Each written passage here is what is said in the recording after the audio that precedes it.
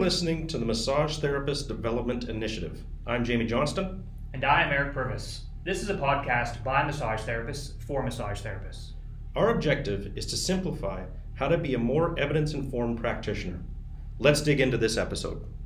Do you ever have one of those times in life where you want to kind of rant about your profession and have a drink with somebody, and that somebody just happens to be on the other side of the world? Well, that's what we're going to do today. We've got our friend and guest, Tristen Attenborough, on with us. So he's over in the UK, and we're going to have a good chat about all things massage therapy. And because we're all having drinks, it might be a little bit of a rant. So welcome, Tristen. Thanks for coming on. Absolute pleasure. I'm so pleased to be here. I've never met either of you before, and I'm looking forward to, because we will in San Diego next year, won't we? I sure hope so, as long as travel's allowed. I hope that goes on. Yeah. You would have to hold me back with like chains to keep me from going there. I mean, I've been every year. I love it. I'm looking forward to meeting you guys, all you Brits in person. I mean, I feel like I get to know you guys pretty well over the last year on social media and online and Zoom and all that stuff. And so I think it'd be really great to have a big group of us down there. There's a gang of us, I think, coming over. I can't wait. Yeah, I've wanted to come for years. As soon as I got into the business, I became aware of it, and to me, it's the top of the tree. So every CPD I've done has been somebody who's either presented there or been there. It's the Mecca. Yeah, and the beauty of it is it becomes like a family reunion. So welcome to the family, and when we get down there, we'll see you every year. Perfect. So I think one of the things that Eric just mentioned is that we've gotten to know each other sort of over social media, but never met in person. And one of the things that we wanted to talk about is whether social media is actually helping or hurting our profession when we look at some of the massage therapy groups out there. Yeah, that's a big question, isn't it? Because it's a bit like it helps and hinders almost everything. Yeah, everything in the whole of life and communication. I think the last year has obviously been interesting for all of us, and I think it's been quite beneficial. I've certainly found some benefit with it, because I connected with some people here who I didn't know were doing all the good stuff. Nice. And this started probably last it was at least a year ago. I came across Matt Scarsbrook, who I think you've met, or you know Matt, and we were both railing against one of the professional associations because they were not being decisive about what to do about COVID, and it was ridiculous. It was so clear we had to shut. There was no question about it, just shut. And they were dithering, saying, "Oh, you should." You need to make a decision and do the right thing. We were going, for God's sake, just tell everyone to close. And then a few days later, a week later, the Prime Minister announced we were all closing anyway. So that and I think it brought out some strange behaviors, because there was a massive in the UK, massage therapists are not healthcare professionals in the same way I think you are, and we're not regulated in the same way you are. So training could be 30 hours for some, it could be a few hundred for others, and it's the Wild West. So there's no standardization. What we have is voluntary professional associations that you can sign up to and get guidance from, and through them you can get relevant insurance. You see what I mean? So it's more of that sort of thing. So we are we're wild. And what really came out and was a shocker actually was that primary healthcare professionals were allowed to work. So if you were a physiotherapist or anything to do with the NHS, you were allowed to work, as you should be. And there was a massive uproar amongst massage therapists saying, well, we should be able to work. And a lot of us were thinking, no, we shouldn't. We should absolutely not. This can wait. What we do is good and it's valuable, but it can wait. So I think that was an interesting time. for us. But what was super cool was bonding with a number of people over this. I found that there were a number of people like Matt and Anna Maria Mazzieri, who I know you've both come across, and there's a few others going, we really want to improve the industry.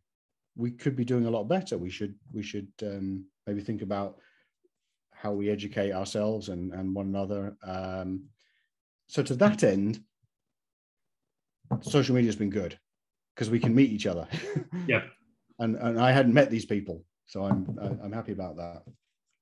But the funny thing with that is I wonder, like, where you've had that experience, where to you it's been a really positive experience. I wonder what the flip side is of that, where the other therapists say that are sticking with the old narratives and doing the old things that are in their silo, in their own social media, where maybe it's actually getting worse because they're compounding these old narratives with each other and saying, oh, you're right, and confirming each other's biases, much like we do, sit and confirm each other's biases about the things that we believe in.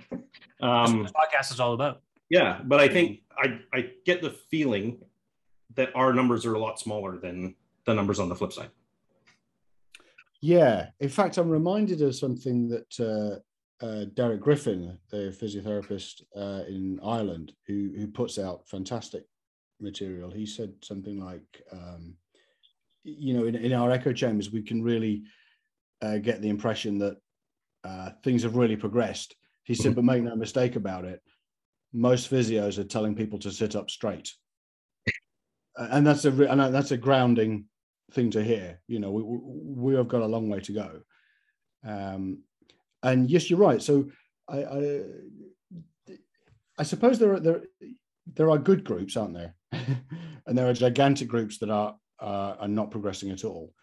And when we trawl around them, it's unbelievably depressing what people say. And I think I lurk, as I'm sure you guys do, and try to offer just helpful alternative ways of thinking and go, why have you thought about this? And it's really dangerous because it can blow up in your face. You can get I noticed you were talking with Jocelyn the other week about a lot of hate mail. Jamie, you get loads of it, I gather. Yeah, I haven't got as much recently, but in the past, definitely, like, people that unsubscribed to the blog. Like, one person unsubscribed because one of Ben Cormack's articles said shit in it, and she's like, I refuse to have this in my inbox. I'm like, okay, well, whatever. And then, of course, you get my 30 years of experience tells me that you're wrong, so I unsubscribe.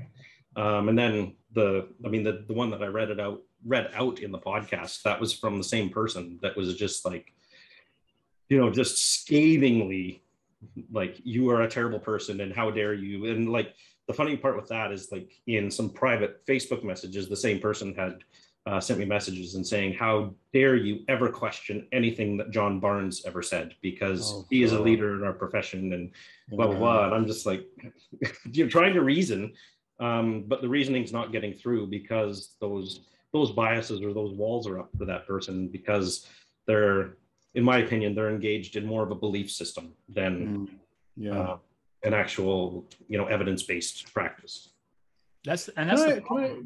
Go ahead, sorry. And that's the problem, right? It happens with these things. And this is what we see on social media as well, is that people hold these dogmatic beliefs. And so you're arguing dogma, and it's these beliefs which aren't substantiated other than just because I want it to be, or just because I think this way.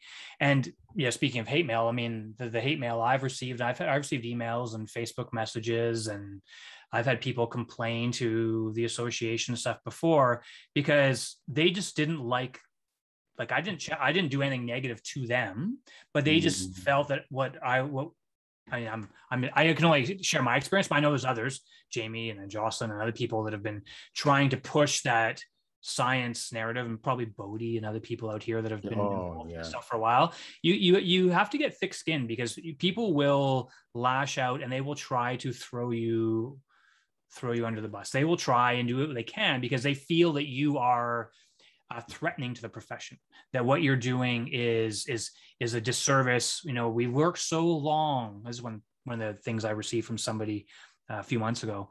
They said, we've worked so long. I'm a massage therapist for 40 years, and we worked so long to be recognized in the medical community. And now you're coming out and telling us that stuff's not valid. I'm like, well, if we want to be a healthcare profession, we have to follow the science. We have to follow the research and say, you know what, we can still do a lot of things that we've done, but our clinical reasoning, why we do it, our communications about why we do it, our rationale for doing it, how we communicate with patients needs to change dramatically to follow the science. But some people just don't want to do that. And I think we see that in the social media as well. When we have these big social media debates, it's oftentimes, I think it's, we'll call ourselves the evidence-based community over here, trying to be like, here's some facts and some science that contradicts what you're saying. Can you show me, can you back up your argument? Because we can back up ours. Yeah. And then it comes down to, I don't need science. Science doesn't know everything. I've got 30 years of experience. And I think as a healthcare professional, that's not okay, because I guess in the UK, you guys aren't considered healthcare professionals, but you are helping people with their health and their well-being. And so we really should be open to changing how we think when evidence is presented, but that is not our little echo chamber. That's the way things go. But it's very small compared to the bigger picture. And I always love the comment too, well, I'm not going to inform you on this because I've got X number of years education in this thing. Go take that education if you want to learn more about this. Yeah, I went to osteopathy school for 5 years. So go take school, and then you'll know. Then you'll understand. Like, I know. I just untwisted a ligament on your liver by touching your back. Do you know, I was talking to an osteopath recently, a brilliant one who's fully evidence-based. And I said, what was the osteopath degree like? And he said, it was a waste of 40 grand. I said, okay, how so? And he told me this. He said the first year of practice, 30 of them were gathered around the head guru, who would have his fingers on. They weren't allowed to touch anyone for the first year, by the way. And he'd have his fingers on a demo person, and he'd have his eyes shut. He's looking up into the air, and he's describing what he's feeling. And you can understand anyone who says, well, I want to get into this, I'd like to do that. Why would you not believe that teacher? Yeah. And it's the same for chiropractics. It's the same for every massage school you go to. You go there in earnest, and that's where it gets tricky, doesn't it? Because nobody's lying, just but there's naivety, actually, I think, what we're dealing with here. We often refer to them as very well-meaning practitioners that just aren't evidence-based. It's not that they're intentionally trying to lie to another therapist or a patient or anything like that. Their intent is still to try to help that person in front of them. It's just the narrative behind it is off the walls. So can I ask you, you have there something like 2 years of training to be a licensed or registered MT, is that right? 3,000 hours for us when we went through. 3,000, yeah. Wow, that's brilliant. That is so cool. Just to highlight that, is 3,000 hours of, how to be gentle, of not evidence-based material. It's not like it's, and I think that's a big problem that we have, is people see, and people are going to listen to this and probably be mad, is that they'll, like, when we say, oh, we have 3,000 hours of education, therefore we must be better. But it's the quality of the education, not the quantity. And so there is good schools, there is good teachers, there is some good stuff, but it's not uniform. And I think when we assign that hours to it makes us sound really good. But when your 3,000 hours consists of, craniosacral and advanced fascial stuff, MLD and MLD and all these, it's all just a bunch of different modalities. So you learn a whole bunch of different ways of interacting and touching with somebody, which I think is good. But you're learning just more and more modalities on old narratives. Okay, so can I ask then, that amount of time is fairly close to a degree. Here a degree is 3,600 hours across the board. So you're looking degree level.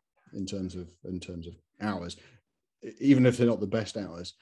Do you have within that content that looks at reading papers, reading evidence, research methods, statistics, all that kind of thing? Tiny.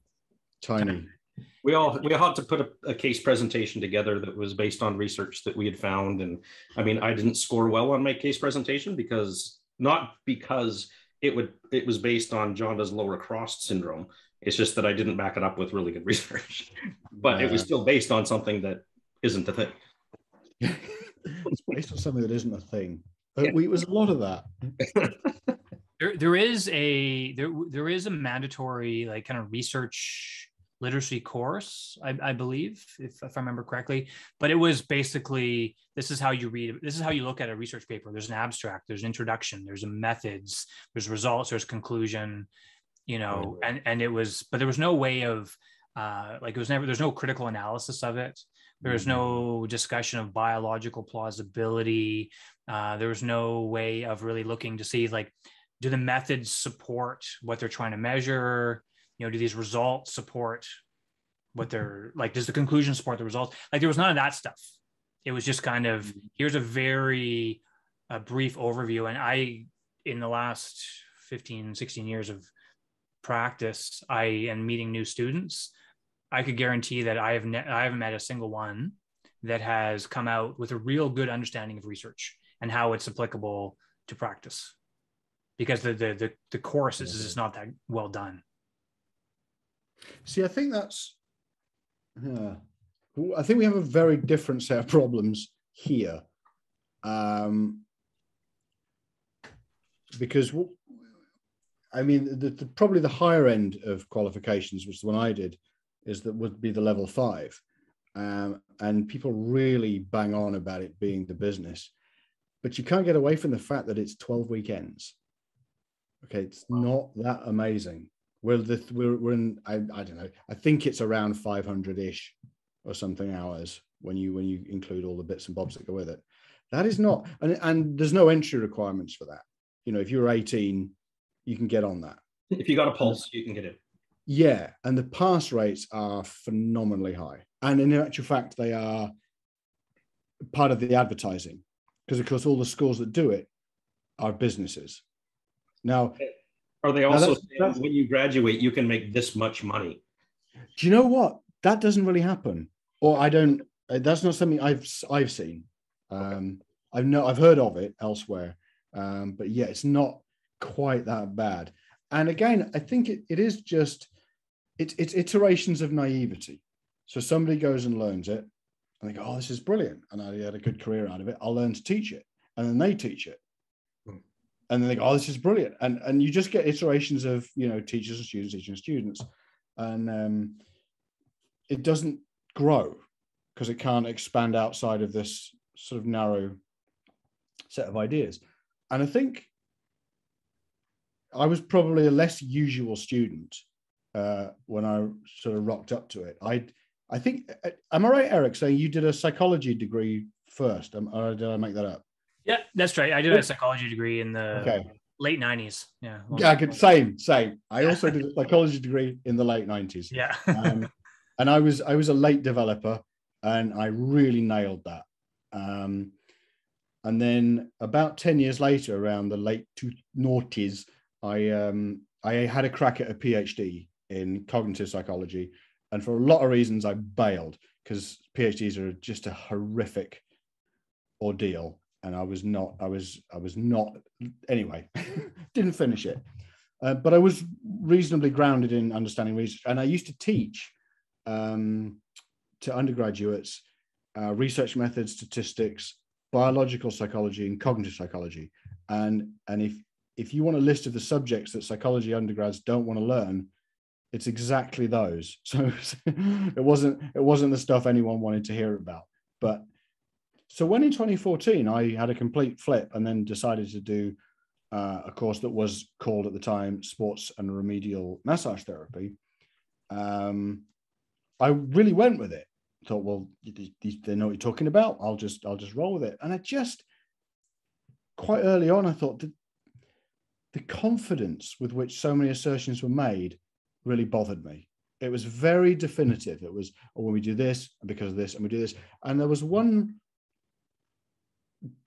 of a number of days where we had a kind of a pop quiz, which is, we were quite late in the course. So they're just throwing out questions to the group. There's about 20 something of us. What would you do with this? And what would you do with this? It was a nice sort of, it was good for confidence.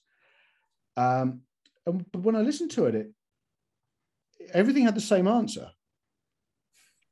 Like it was always, well, we're going to do the same thing. We're going to do a bunch of massage on this bit. We're going to stretch that. We're going to pull that. And they sounded really similar. And it was only a few years later that I could articulate what I think that was, which is a kind of a faux clinical reasoning. So here's how I think about it now, which is, clinical reasoning would be, we take the history to try and understand as much as we can. And then we might follow that with some specific tests, although we know they're not all that specific or all that special, but we'll do them. But if we have a natural history, if we've taken the history, that sort of increases the validity of the test, because we're suspecting X, Y, Z. And then part 3 is, we'll do a bunch of techniques, or we'll do some, or whatever we do, or advise some exercises. But if step 3 is always the same, you don't need step 1 and 2. If step 3 is always the same, I'm going to rub it and stretch it, rub it and stretch it, rub it and stretch it, you don't need to do an assessment because you're going to do it anyway. So it becomes, it's modality driven, it's technique driven, it's his, and you see that reflected, if we circle back to the social media question, on the kind of, what I'd probably say maybe the better groups that I sort of hang out in, on the Facebook, the question will be something like, I've got a client's complaining of this.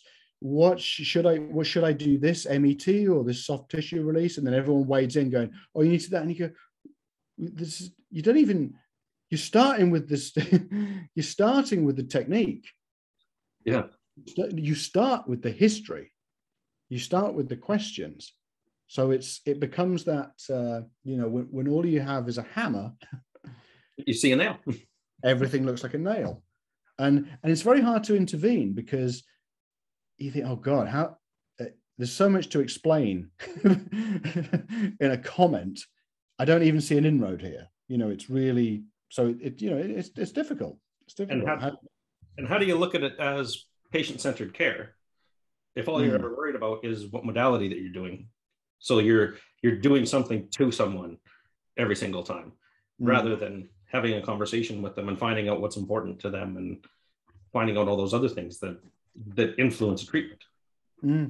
I had a really interesting case clinically earlier this week where a woman had come in. It was the second time I'd seen her, and this woman lives with debilitating pain, and she's seen everybody. Like she said, you name the technique, it's been done to her. And she came in the first time, and all I did this, the patented TPN, right? I just touched her nicely, supported her, listened to her. My goal was to not hurt her, because every other previous treatment she's had been painful. And then she comes in the second time and she said, so what would you call your technique? And I said, well, I'm like, I don't name it. Don't think within techniques. I think within what's this person in front of me need. So I'm like, it's you-centered care. It's person-centered care. Like if you wanted Swedish, we give some Swedish. If you wanted some trigger pointy type stuff, sure, let's do that. If you wanted some slow, stretchy skin stuff that some people might call myofascial, we'll do that. I said, but I'm not going to put my modality narrative onto you. I want to know what you want.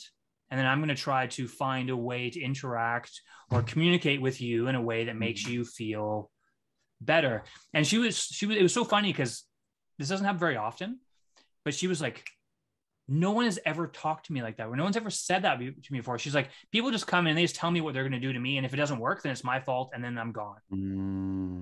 And that really hit home to me of everything that we've been talking about today and for the last decade, or however many years we've been talking about, or Tristen, as long as I've known you for the last year, looking at, and that it is so often that therapists want to impart their preferred modality onto a person rather than that person informing you what might be a better modality for them. So I think we need to flip that script for that, because it's now, this is not going to work for everybody, but for those people that are really suffering, that have been to everybody and they've had everything done to them, why would we want to impart our technique onto them rather than finding what's going to work for you? What do you like? What do you like? Swedish flared her up. Aggressive fascial stuff flared her up. Trigger point stuff flared her up. Chiropractic adjustments, physio adjustments, all flared up. Dry needling flared her up. So why would I try to do something that was going to flare up rather than do something that feels good? And it's I think it's really important for people that are listening to this to realize that let's think less about modalities and let's think more about what's going to work for this person. And then we can choose our modalities to maybe try to create a positive outcome versus the other way around. See, I think that to me speaks to the biggest problem we have in massage, and certainly in what I would probably call sports massage. I think, Eric, we did talk briefly about this on an after we did an after party chat. Was that certainly here there was a very distinctive, okay, we've come up with this thing called sports massage. That's what athletes have. And what we're doing, it's not spa. Okay, so it's not that. It's more specific. We're targeting certain tissues, and we're basically better. So it was an attempt to make something that was distinct from a massage. But when you look at every single element of that, it's all bollocks, because the specificity isn't there. It's all it doesn't stack up at all. And the really sad thing is you missed the beauty of it, which is massage is lovely. It's so good. And for some reason we have to add all this extra layers of horseshit on top of it to sell it. I'm gonna dick about with your fascia. And the trouble is that's now in the public consciousness. So we now have the problem where people come to us thinking, oh, I just, they've heard the terms. Oh, I think it's my T-band. Oh, I think I have tight hip flexors. People say this stuff all the time, and you go, well, they say that because some pricks in the last several decades has taught the society that these are things that you should worry about and that need to be fixed by specific techniques. And it's a real shame, because at the heart of it, we've got something that's just wonderful. I have massages because I love them. And there's nothing else to it. I was at a spa day a few months ago. My wife, Kim, finished a master's degree and went, right, we're going for a spa because we're knackered. And I had a Swedish massage, back, shoulders, and scalp. And I swear it was one of the best massages I've ever had. It was heaven. And I just floated out of there. Go, that's why would you fuck about with that? Yeah, it's brilliant. So and then guess what? We found out all these other really cool things, like it actually can reduce pain short term, but it can reduce it. That's something. Well, that's valuable. It can actually give you a little bit more mobility in the short term, which might be valuable to you. It might reduce your stress and depression. Brilliant. We've got that well evidenced. We know it helps with that. Why you see what I mean? Why do we need to add fantasy to something that is just brilliant? I've got a big idea that I want to share with you, because this speaks right to it, and I've been and I don't have anyone to talk to, so I need to talk to you about it. And well, you're talking to a lot more than just us at this point. Once this goes live. Oh, good. Do we have 8 listeners? Do you think? There's at least 3, I think. Oh, cool. I don't even think my parents listen to it. So. Okay, here's the thing, and I'll be honest with you. I based this on. I saw a really cool clip of Ricky Gervais. I think he was on Stevie Colbert's program, and they were discussing science and religion and whatnot. Yeah. And he made an interesting point, which I only get my good ideas in the shower, and I suddenly realized that it spoke to this. So I'm going to adapt it to this. We don't all have to talk about what we do in the shower, do we? Oh, it's voluntary. You don't even. It's voluntary, but if you don't speak up, it's judgment. So, okay, here's the thing. If you take any of the sort of systems like osteopathy, chiropractic, acupuncture, where they're basically a system, and let's take massage as well, and every other thing, and you completely remove it from human knowledge. You remove all the books, so it's gone. Nobody knows about it. None of those would come back because they're based on systems that were invented by a person. Yeah. Chiropractic was Palmer. Osteo, I forget his name, but it was one guy. Still, acupuncture, I can't remember. Yeah. Who? I think it might have been Still, was his last name? Rings a bell. Yeah. Acupuncture is based on that kind of map of the body with all the dots on that isn't real. Like it's not, there's no, you can MRI, you can cadaver, you won't find those. They're not there. They are invented systems. They would not come back, and they would not come back in the same form. Massage would. Massage would because it's in our DNA, because it's grooming. I think if you want to understand massage, you look at what, well, you pay attention to Robert Sapolsky, as we all should. It's grooming. This is pro-social, brings down the glucocorticoids, as he's often saying. We seek it. We seek touch. We seek to give touch. It's innate. That's what. So you wipe it all out. Wait 1,000 years. Eventually, somebody's going to pay someone to rub them in a really nice way, to touch people nicely. That comes back. It's innate. It's in there. So I genuinely believe massage is special.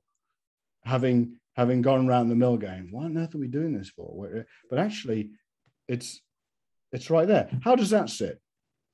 That sits great with me. Oh, good. No, I love it. I love it because I think you write a blog about that, I think, or maybe you made a post on social media. Not yet. I've been meaning to. Okay, because this sounds familiar. Like I've heard you say this before, and I think it's absolutely brilliant because all these other systems were created as a way to try to fix a perceived problem. Whereas massage is something that people have been doing forever because it's just amazing. Yeah. And animals do it. And animals do it. My cat does it. I do with my cat. We both agreed. My cat and I agreed this is a good thing. Yeah. There's no system. But the interesting thing is, as you well know, when we're thinking that a modality or an approach is justified, we want two things. We want a plausible mechanism, and we want some empirical evidence ideally we want both. Now, when you're trying to understand, is there a mechanism or what is the mechanism in massage? There are some really good ideas around, see tactile afferents and what have you. But even prior to understanding it, there must be one. That there is a mechanism. It has to be there because it would always show up again. Do you see what I mean? Like apes aren't doing it to each other. Apes aren't grooming one another because they learn to do it. They just innately do it. Yeah. And we innately do it. And every animal on the planet that likes to be stroked knows. So there has to be a mechanism, whether we understand it to some extent, but not to the full. So does that make sense? Or is that like a silly argument? No, I think it's great because it's when something's innate or when something that people just do naturally, right? There's something there that it's universal, isn't it? There's something there like evolutionary that's put that in place. Whereas a lot of the other kind of MSK things are conjecture. Yeah. They've made up a story. They're invented systems. They've invented a system to try to be better at the touching because we know that people like to be touched. We know that that's powerful. We know it feels good. For most of us, it feels good. Whereas I think a lot of the other professionals have created a system around that to try and make it more complicated than it needs to be. And I think we need to be careful. Well, I don't know if careful is the right word. I think we need to emphasize that those other like osteo, chiro, people get results from that. People benefit from that. And I don't think that we're not saying that stuff's useless, but we're saying that the complex systems around it are unfound. They're more complicated than they need to be. Yeah. I don't think anybody innately ever thought about sticking a needle in somebody to help them. That's it. Yeah. That's why I really get annoyed with that, because it's not to say that acupuncture and those things don't help. It's just when you're talking about innate and evolutionary things. I don't think that's one. For that to be justified, you would need to find a biological system that you could find with an MRI and with dissections and go, oh, look, I found all this plumbing work that connects these up. And this is, it actually makes sense now. And they haven't been found. And that's because they're not there. I think we're at a point where we could agree they're not there. But actually, when we come to think about contextual factors, and we know that there are a great many things that will make any therapy appear to work. There are a great many things, and that's what. So, circling back to the social media. Was that what we're talking about? I forgot about that. No, I just wanted to come back to it because I think that's great.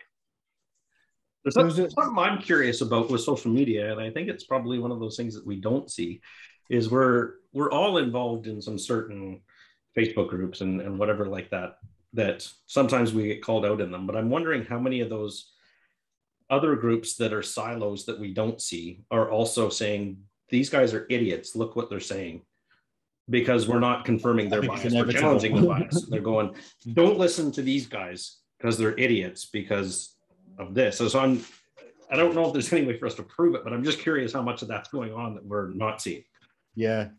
I think it's inevitable. Of course, yeah. I think that just from the shit you do see, surely must be the tip of an iceberg. Behind the scenes stuff must be even more. Yeah. But because I think we probably all have that same experience where where we try in certain forums to just as gently as possible try and facilitate someone's thinking. Say, well, have you considered this? And well, actually, that doesn't seem to stack up. And sometimes you get okay, it might work, and a lot of the time it blows up in your face, and somebody else wades in and gets nasty and insulting and what have you. And it's not a mystery. And then we all get burnt out from time to time, thinking, I can't. In fact, quite recently, I was asked to join the admin team of the big MT group, and I had some very nice conversations. And I said, I'm not sure I can. I'll think about it. I'm still thinking about it. Yeah. Because I do see the value of doing it. Because I'm going to say something, and I apologize ahead of time for how awfully righteous this will sound, but it's cringeworthy. It's that. But if you do degrees or you do master's degrees, they're not for you just to sit at home and enjoy. You must contribute. You have to give that back. You have to use what you've learned to try and make things better. I think you should actually have a duty to do that. I don't think you should ever apologize for saying that, because I think that is the most giving attitude that you can have about that, because a lot of other people would be like, I'm going to sit here and the only way that you're going to find that stuff is out if you pay me to do it. Yeah. So don't ever apologize for that. If that's the attitude that you're going into, which clearly it is, I think we need a lot more people like that in our profession, because it's the only way the profession is going to change. I think so. A great phrase, I don't know who said it, but they used the term misinformation activism. Mm-hmm. And I thought that was a beauty, because that applies to every realm of public life we can think of. And probably during the pandemic too. Yeah. So yeah, and it is hard, and you do take shit, and then you take more shit, but you kind of just have to try. And every so often you need a break, going, I can't take this anymore. I can't take the shit. I'm not that thick-skinned at all. Actually, I'm a very sensitive person, so I tread very carefully because I don't like things blowing it. So I try to find the right forums where you can maybe make a difference. But fun enough, I did Lars Avamari's course a couple of years ago. And he doesn't do it as much as he did, but he was very often rowing with people online more than I possibly could. Do you know what I'm talking about? You know Lars? Yep. Okay. We met him in San Diego. Yeah, of course. Yeah. Well, he came to England and did a weekend, so that was really lovely to meet him. And I said to him, I said, why do you do it, Lars? Why do you have these rows? And he said something that's actually really obvious. He said it's not for the person you're debating with, it's for the people who are watching. Yeah. And I've kind of bought into that a little bit. And there are times where I've debated somebody online and I've been as polite as I can, as logical as I can, as it's not about the person, it's about the idea, gentle Socratic questioning, all those good things to try and challenge it. And you just kind of hope, well, hopefully somebody's. But actually what has come out of that, and maybe you've had the same experience, I've had quite a number of people contact me personally. You get a message through a private message saying, I was really interested in what you were saying. And I was taught this and this, and I don't really know what to do. Can you help me? And I really will take the time. And I've done it with a surprising number of people. But you find that, I think it's important to be as helpful as you can with people who inquire. But I found myself a lot of other people who are really smart I've spoken to, they really give their time. I think they will really give you their time and effort. I think Eric and I have talked about that lots. Like there's lots of people over the years that we've reached out to. For me, it's like the Corey Blickenstaffs, the Ben Cormack, the Greg Lamans, Rajan Marus, Bronnie Thompson, Keith Melbourne, all these people that every single time that I go, hey, I need help with something, they go, okay, what can I do? God, it's amazing, isn't it? People that are 1,000 times smarter than I that are still willing to go, yeah, I'll help you out. And it might just be, look at this article. It might just be a little thing, but it also might be, let's hop on somewhere and have a chat. Let's do this.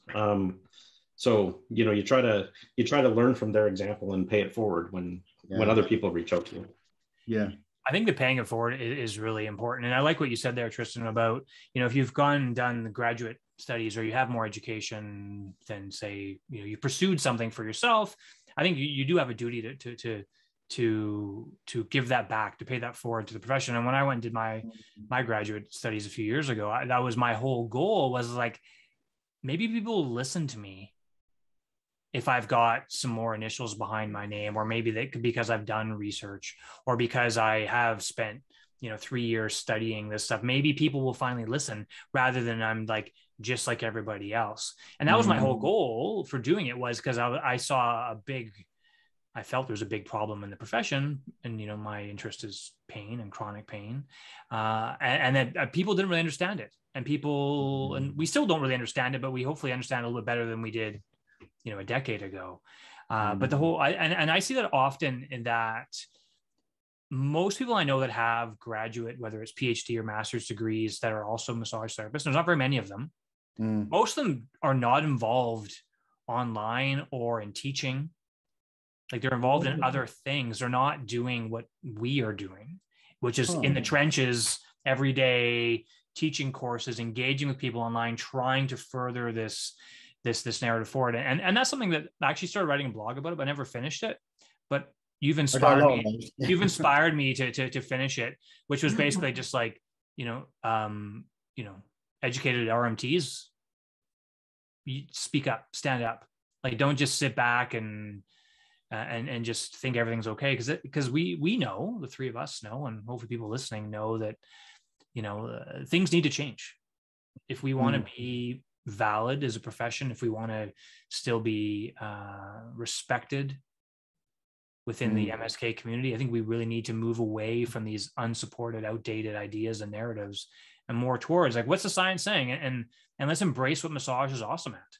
Because you said something earlier, right? We do these special tests, we do these things, but it all ends up being the same. So let's learn how to just like do what we do really well, but maybe just change our framework for why we're doing it. This would be a great spot for you to tell your Mosley story from San Diego. Oh, like the first year? Yeah. Well, yeah. So the first year, 2015, we went to San Diego. And Jamie, you can tell me, I've got a lot of Mosley stories. So The one where you gathered everybody around at the end of the presentation. oh yeah. So yeah, this is what inspired me. So 2015, we're there February 2015. I had been dabbling in the kind of pain science evidence stuff for a couple of years, but I kind of was what I call the term we use is pain curious, but I was really like trying to reconcile what I knew. I was like, well, I'm getting results with people, and I'm a myofascial structural therapist. But pain science says I'm not doing this, but why is it working? And that's kind of where I was trying to reconcile those two worlds. Anyway, we were there that first year, and at the end, Mosley does the keynote of the first session, the first day 3. It used to be a 3-day conference, now it's only 2. And then the last session, he does the thing, and he gets everybody up, and he's like, put your arms around the people beside you, or hold your hands, whatever. I think we had arms around him. He's like, you guys are all here from all over the world, because there's people from every continent there that first year. And he said, your job is now to go back to your town, your city, where you come from.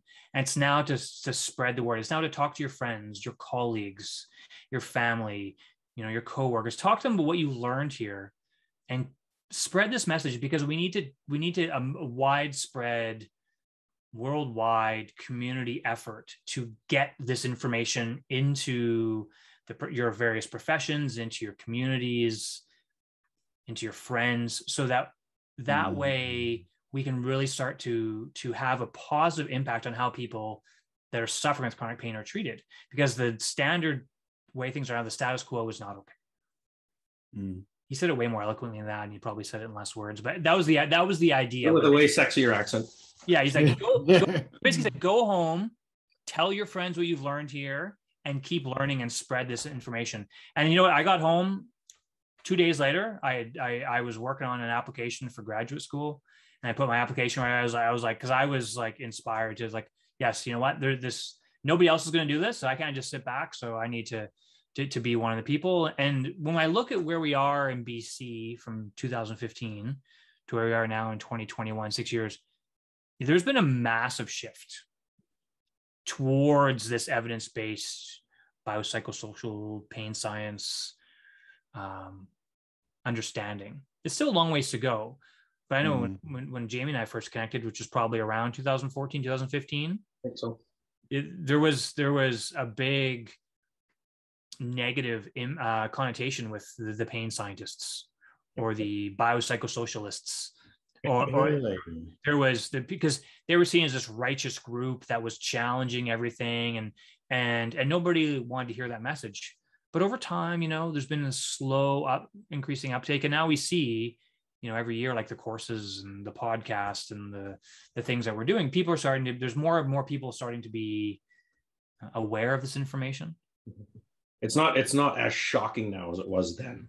Yeah, people aren't crying as much, but there's people that are definitely being literal there, Tristen. The metric right there. Yeah, it's good. So anyway, Mosley's thing, I think, is inspired me to try and help others, and others have kind of like come on board as well, either independently or with me or with others. And we're starting to get quite a building momentum of various people here in BC that are starting to try and create or push for change.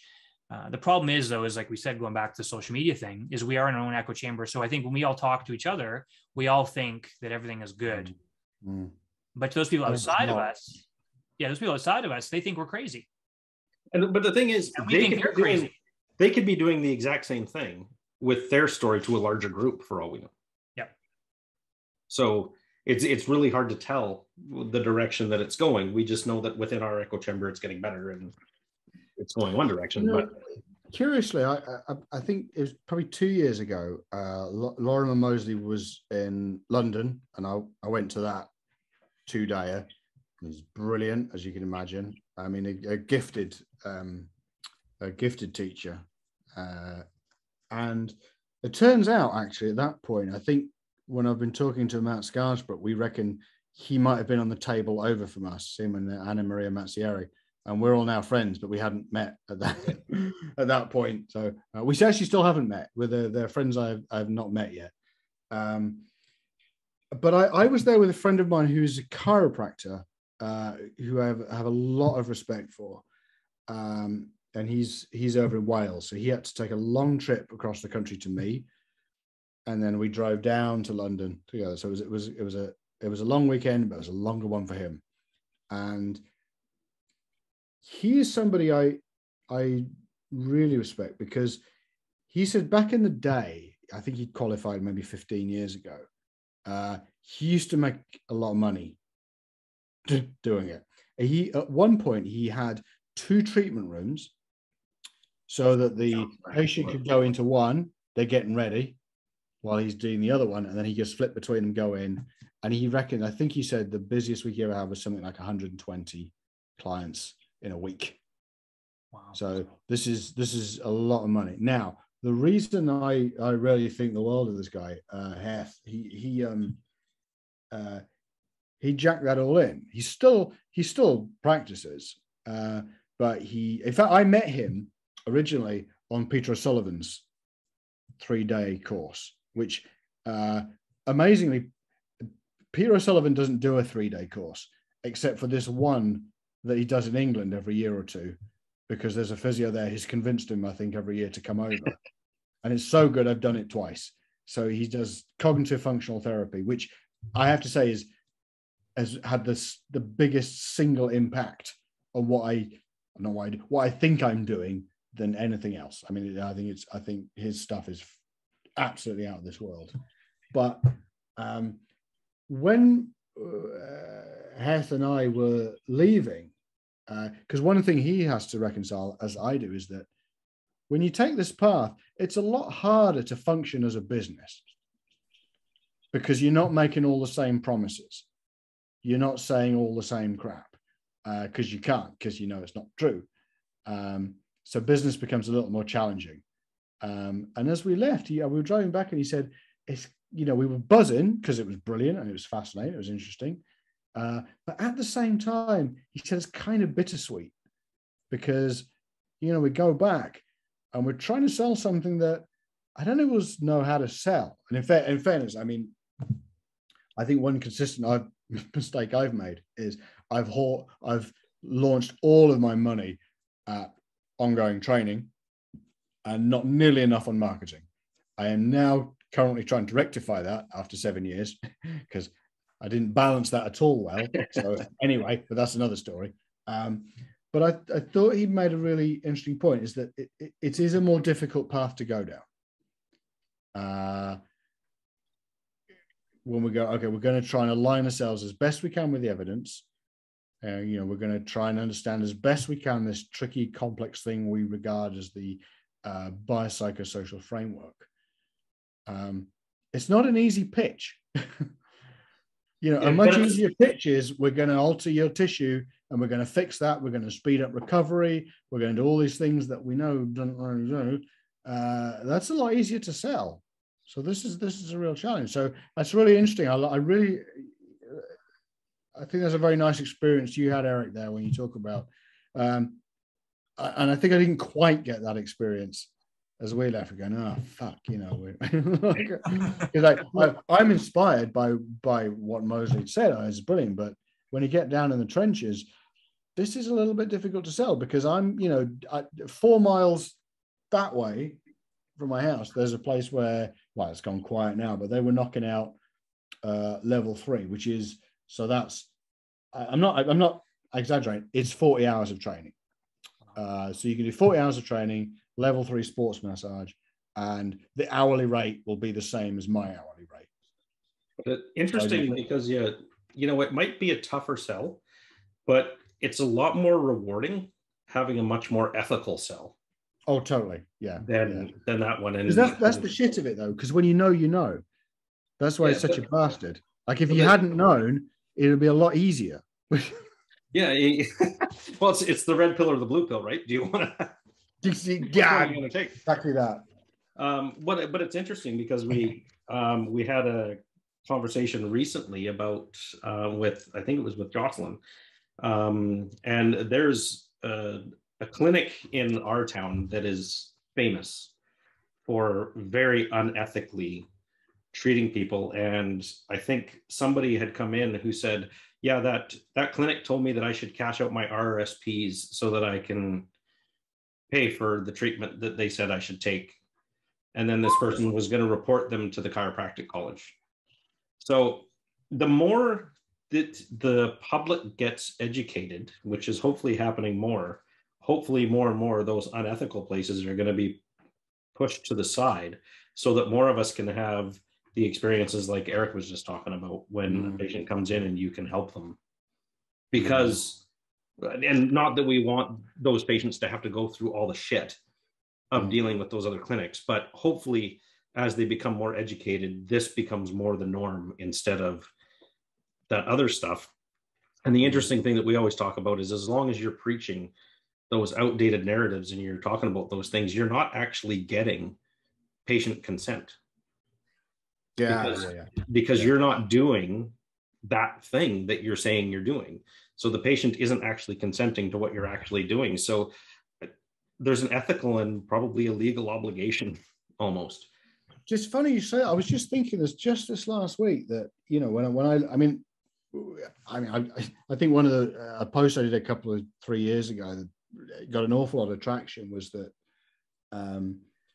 you know, at least half the claims on any massage therapist website in the UK are biologically implausible, completely bereft of evidence, or thoroughly debunked. Yeah. And the public doesn't know that. Probably has no idea about it. But the therapist doesn't know that either. That's the bigger problem. But the therapist is well-intentioned. But the problem is the therapist also has a responsibility to the public to keep the public safe and stay up to date. And if they're not, but if you've got 40 hours of training, and actually, I think that I mean, it's what you're saying.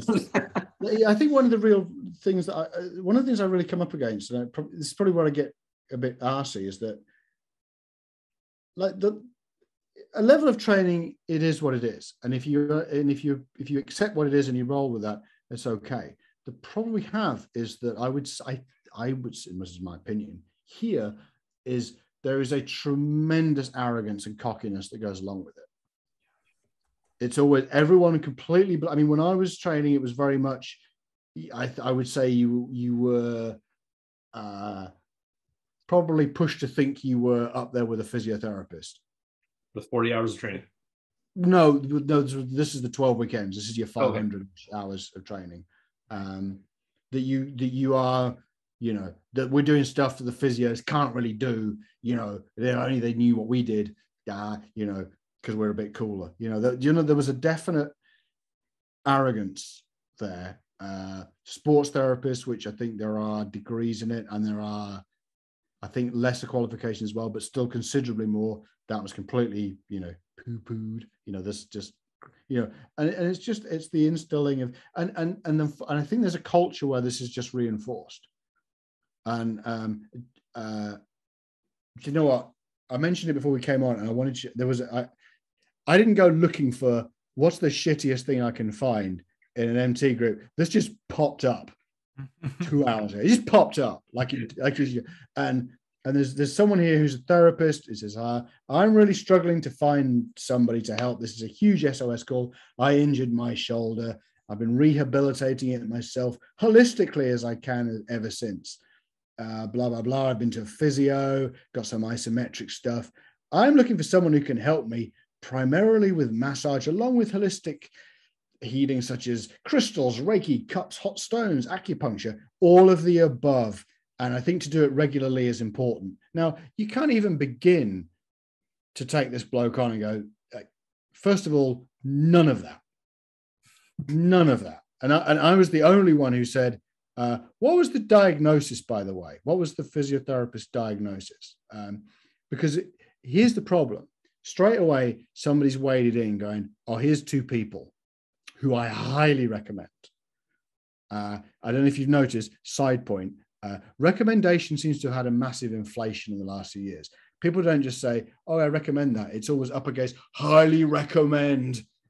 A plus plus plus Capital plus letters. plus 900 stars. And actually, when you think about it, that's just personally looking for validation. That's, I really need you to like the thing I like because I chose that thing.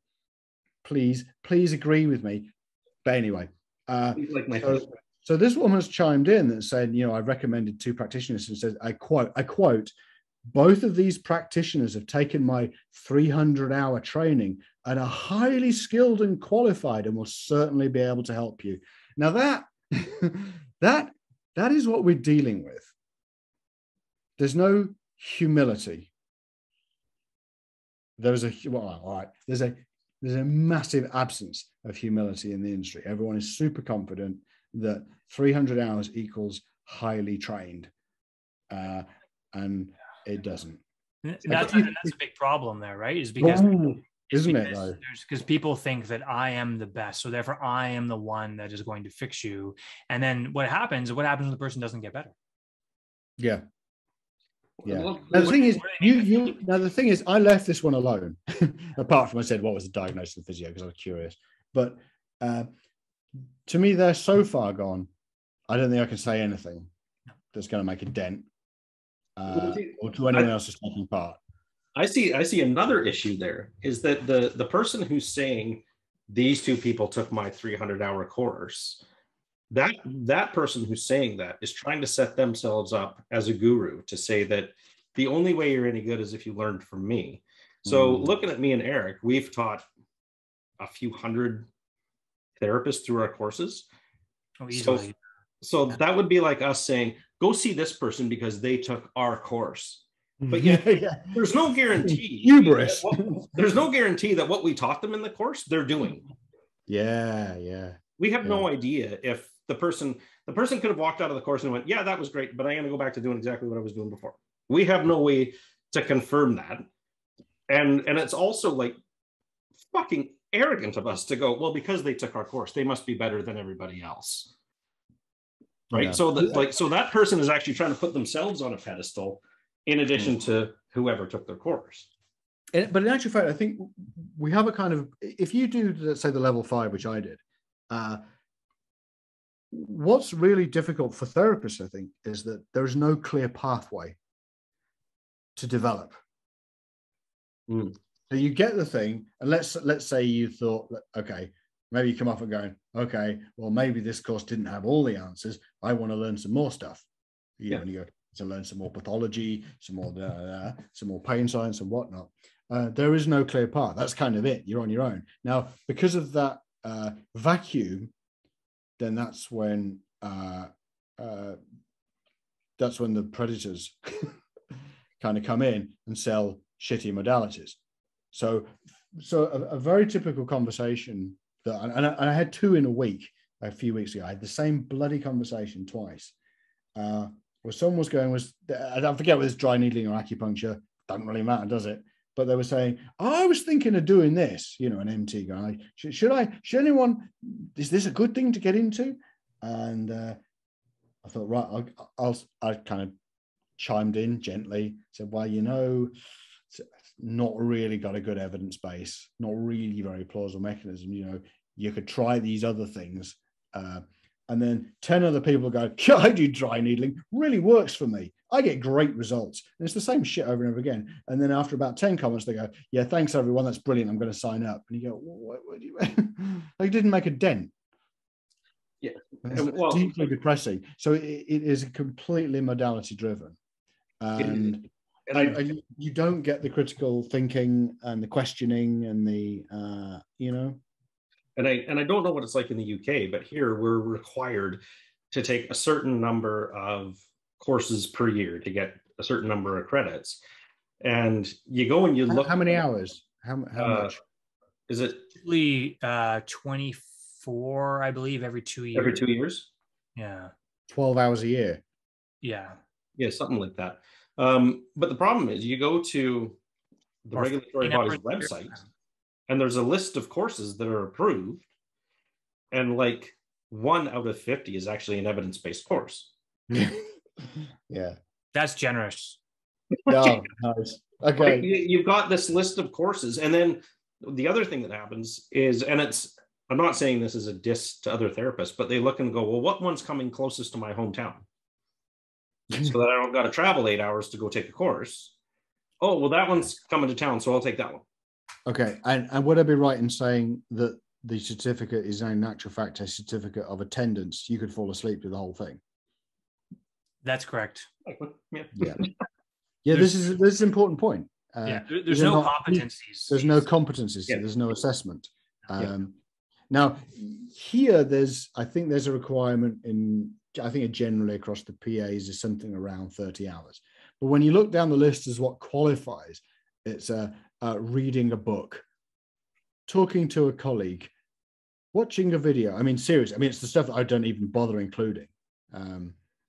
I'm quite proud because I think since 2014, I've got something like 2,200 hours of legit CPD clocked up. Wow. Proud of that. A lot of that was the master's degree, but actually the CPD I do is always the ones where there's never any MTs there. Every course I've gone on, it's 90% physios, a couple of osteos, a chiro, something else random, and then me. But that's been Peter O'Sullivan, Greg Lehman, Adam Meekins, Tom Goom, Mick Thacker,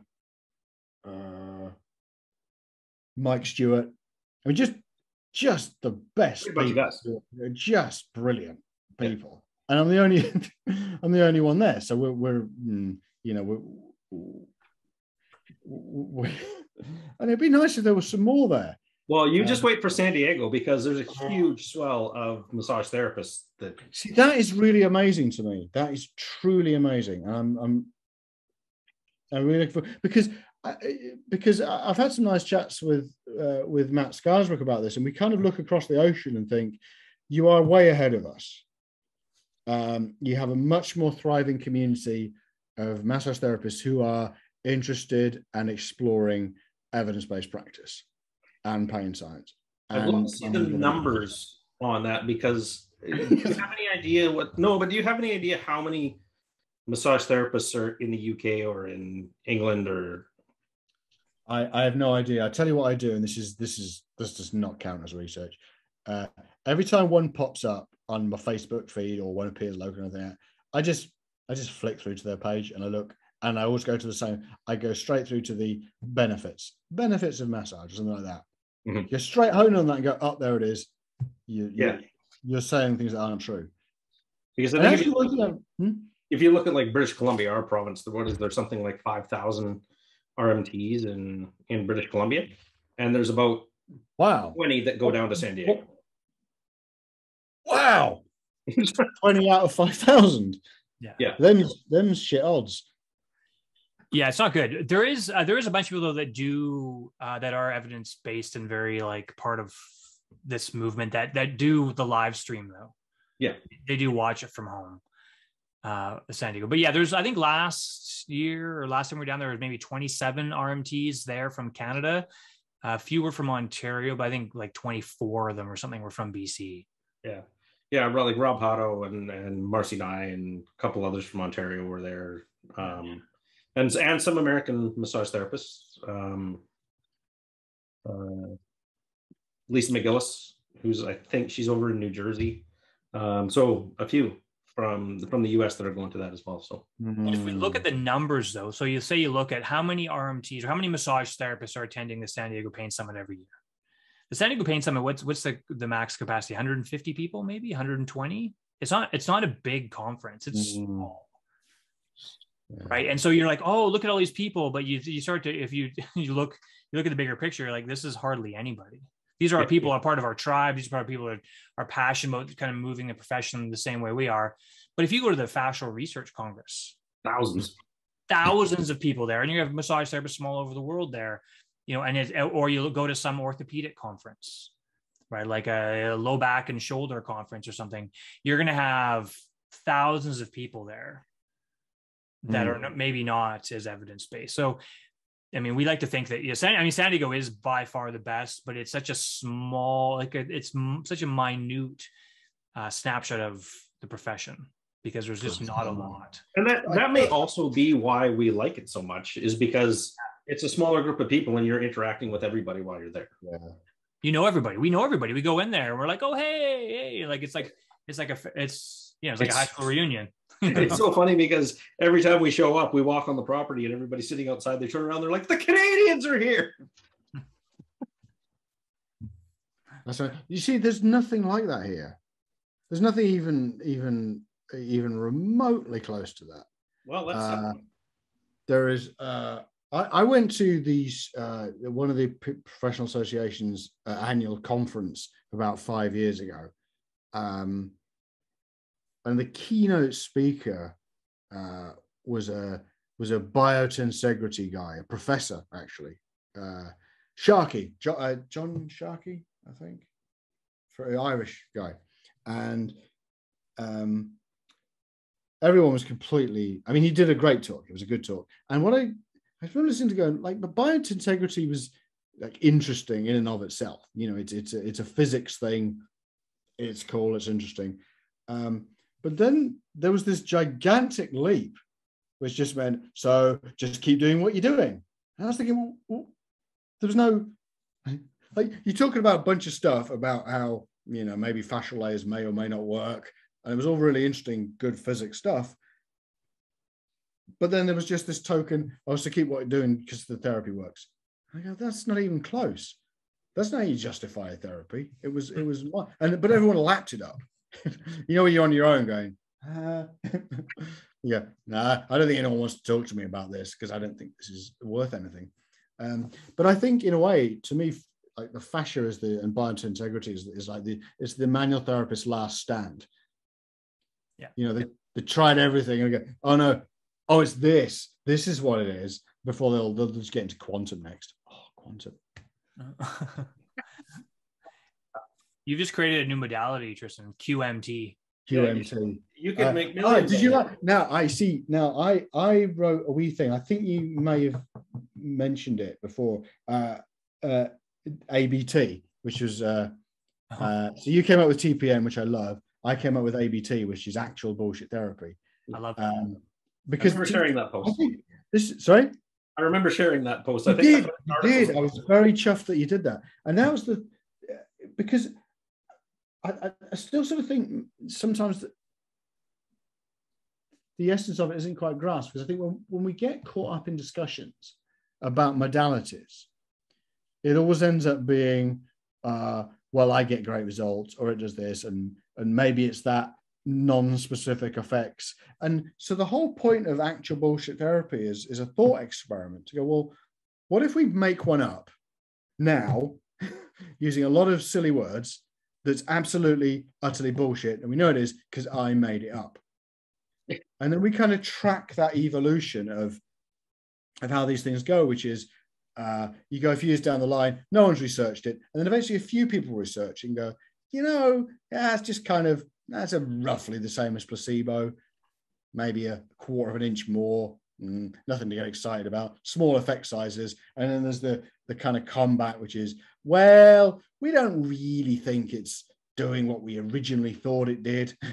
But, you know, we think it's good because we have these non-specific effects and the context. And you go, well, if, to my thinking, if your decision about the validity of a therapy permits my actual bullshit therapy, then your thinking is wrong. And that's where we get lost when we're trying to evaluate therapies. We get a little bit hung up in the details. We get a little bit hung up in the, oh no, hang on. Well, actually fascia is innovated. You know what I mean? Those silly debates. I always love going back to Jason Silvernail's brilliant little article, the fascia heads one in Soma Simple from, this is fucking 15 years ago, isn't it? Something like that, where there was the joint heads and then the muscle balance heads and then the fascia heads. And it's just the same damn argument over and over again. And actually, I think the way you can shine a light on this is go, well, if we completely make one up, you can actually get it. I tell you what, do you know what? I tell you what inspired it was I was listening to a podcast with Jared. It was one they did together. They didn't do it for long, but it was Jared Hall, Mark Cardula, and Ben Cormack. They did for a little while. And Ben said something just kind of as an aside, I think, and just said, if we're not careful, we can justify anything with pain science. I went, bang. I went, wow. And I never let go of that. And I went, that's a fucking important point. We have to be really careful here. We can let so much shit in if we're not a bit bloody diligent about how we evaluate these things. But we are in this peculiar phase. And you two have talked about, actually, I think I listened to your episode recently, you talked about SOAS. Oh, yeah. Yeah. Okay. So what? Sorry? So what? And that's something that I, after the first year of practice, I've never done it again. I'll never do it again. But I think there's an intriguing area, which, funny enough, I was on a chat online this morning. Walt Fritz chimed in, who we've always got time for because he's a smart, thoughtful bloke. A reformed myofascial guy. Absolutely. In fact, he's a exemplary of when your entire approach and business is based on something that you've come to think is, hang on, this isn't, like my friend the chiropractor. Yeah. These are the people we have to have a huge amount of respect for. I'm going, oh shit, I need to start again. Ethically reformed people. Sorry? Ethically reformed people. Ethically reformed people. I love it. So we're sort of in this odd transitional period where, and you said, I think recently, Jamie, on that call, on your chat with her about the SOAS was, someone comes in and they're used to getting it and they like it.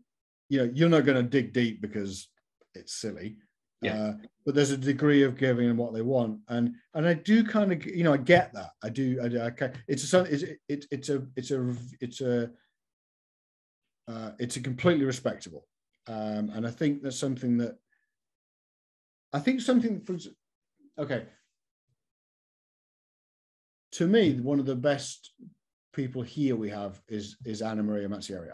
I think she runs a school, and I would love to have been taught there. It sounds absolutely, she's brilliant.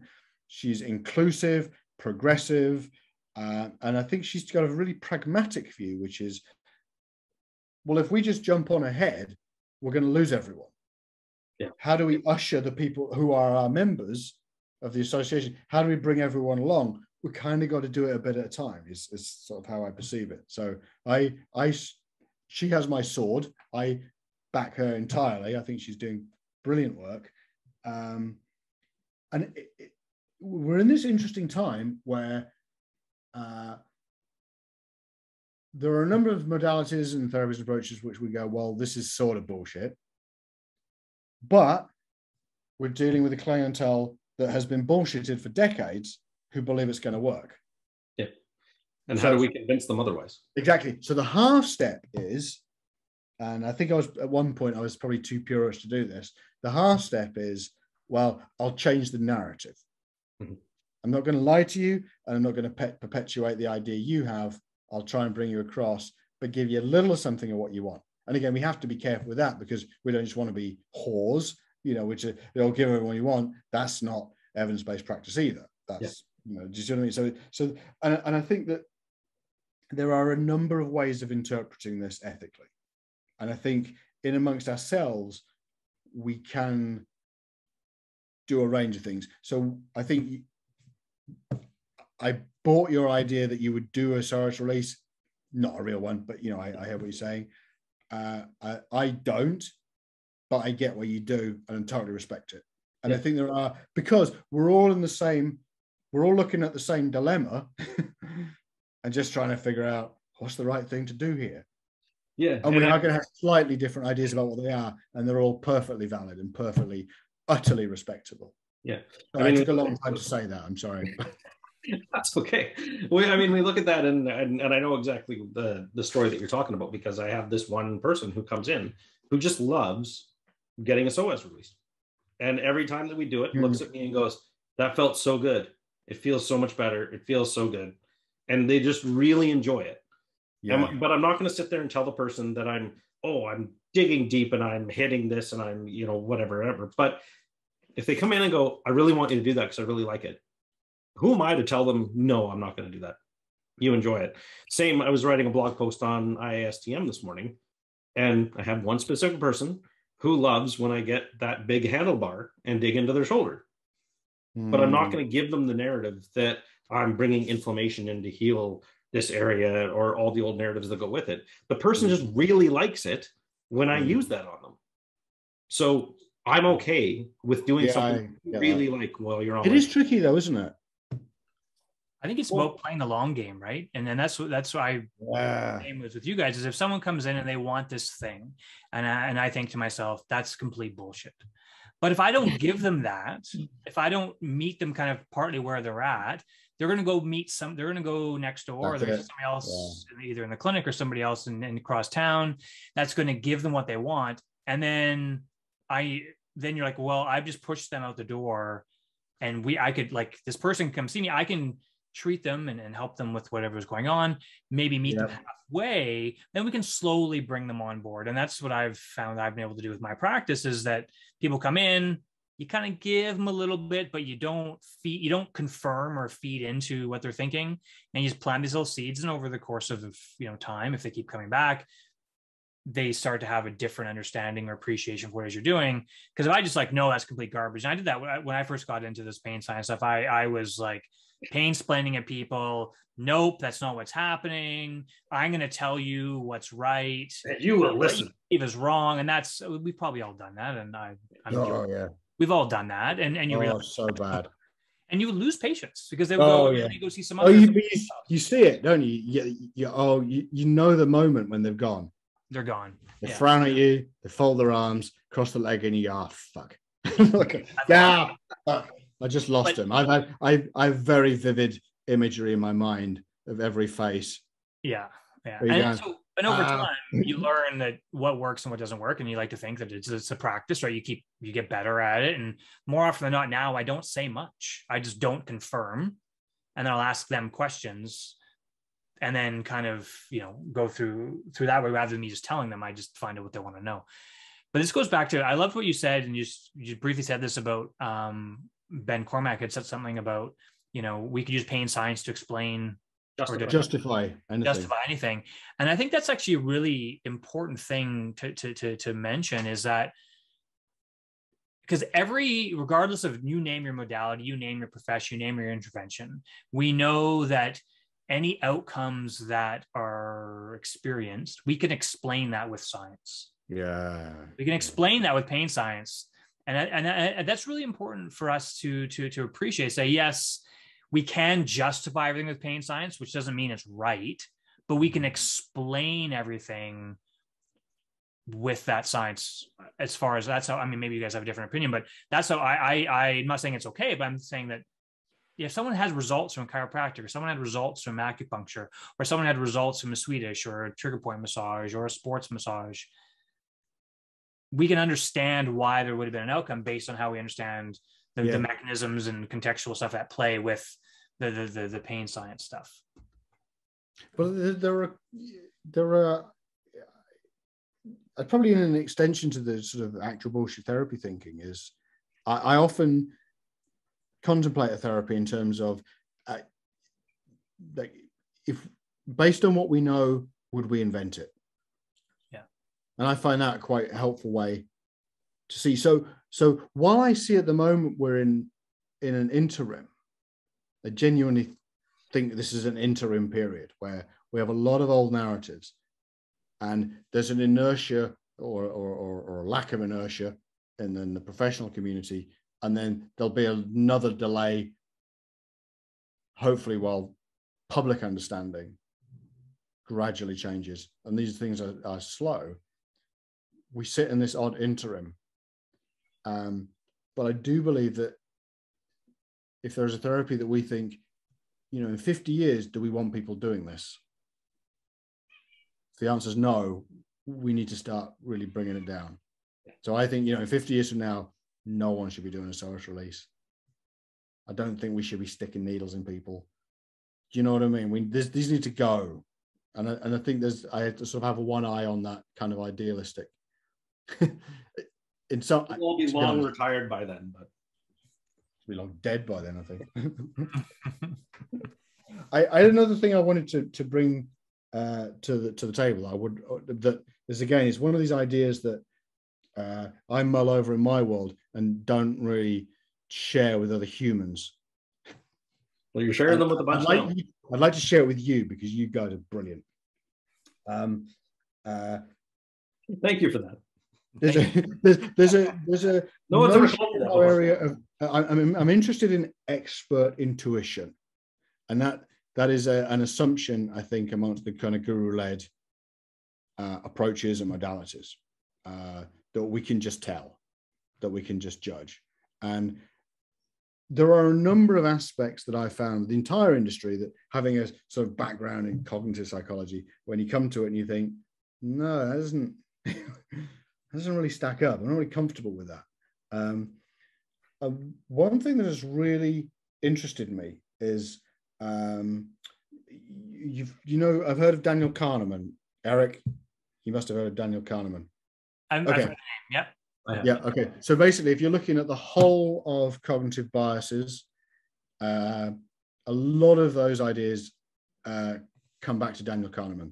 So Daniel Kahneman's work with Amos Tversky got them the Nobel Prize in, I think, 1999 for what was called behavioral economics, which is an extension of a lot of cognitive bias research. So there's a massive collation of cognitive science come together and go, okay, here's why we're not rational. here's all the biases of why we think the way we think and where we make the decisions we make. And in one of Kahneman's books, there's a chapter on expert intuition that I thought really speaks to our industry. And there was certainly some notions, I think, back in the 80s and 90s that, oh, you should trust your intuition, go with your gut. This is the best thing. And it's not true at all, because your intuition is completely subject to biases. And, we all talk and think about cognitive biases because we know they influence and bugger up clear thinking in practice. They're becoming a lot more talked about, actually, aren't they? We talk about confirmation bias. We talk about sunk cost fallacies. We talk about, you know what I mean? There's much more. We talk about straw man fallacies. There's a lot more commonplace. But the idea that in Kahneman's description, we have system 1 and system 2 thinking. By the way, have you ever listened to the You Are Not So Smart podcast? Psychologist, you should totally listen to that. You Are Not So Smart. David McCraney. You Are Not So Smart. It's bloody brilliant. It's mostly about cognitive bias. If you listen to about 3 years of that, you're really on board with this with this stuff, and it's very appealing. It's very accessible. It's superb. So Dunning-Kruger talks about that. Okay, system 1 basically is autopilot. We navigate the world. The world is far too complicated to take in all the information. So we have shortcuts. We do things automatically. We open doors. We don't think about how to do it. We drive. We just do it. Okay, cool. System 2, it's complex. I need to think about this. I need to give this my attention so I can understand it, because this is a new and complex thing. Now, if you do something over and over and over and over and over again, you can move it into system 1. Okay, so a really good example of that is driving. So when you learn to drive, driving is hard to learn. You have to think about all the bits. But with lots of repetition, lots of feedback, gradually you move it into system 1. So now you drive without thinking about it. Agreed? I would just like to say, as a first responder, no, not everybody does that. Really? From the car accidents I've been to, no, not everyone does that. But that's okay. That's aside from your point. I hear you. So, in order to develop, I'll give you another example okay, if you take expert chess players who have all done their more than 10,000 hours, mm-hmm. They can sit down and look at a board and barely think about it and then do the move. And it'll be a killer move and it'll wipe you out. Now, they've done it so many times, they can intuit the right thing to do without really thinking it through. You with me? Mm-hmm. So this idea about, oh, they think 7, you can kind of just do it like that at a click. That's expert intuition. Now, to develop expert intuition, you need a number of conditions. It needs to be a non-chaotic environment. It needs to be stable, and it needs to be repetitive. And you need to have immediate feedback so that the thing you do, you immediately see the result it had. And you can go through these iterations over and over again until it becomes automatic. Are you with me? Yep. Yeah, and this is a little bit weird. No, it's good. And with that, you develop expert intuition.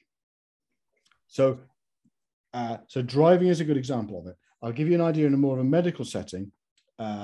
If a radiographer has been doing radiography for 20 years, and you're looking at these things, you're looking at all these images, these x-rays, you don't really get immediate feedback. You write down what you think it is, you type up what it is, we found this, this, and this, and it just goes off.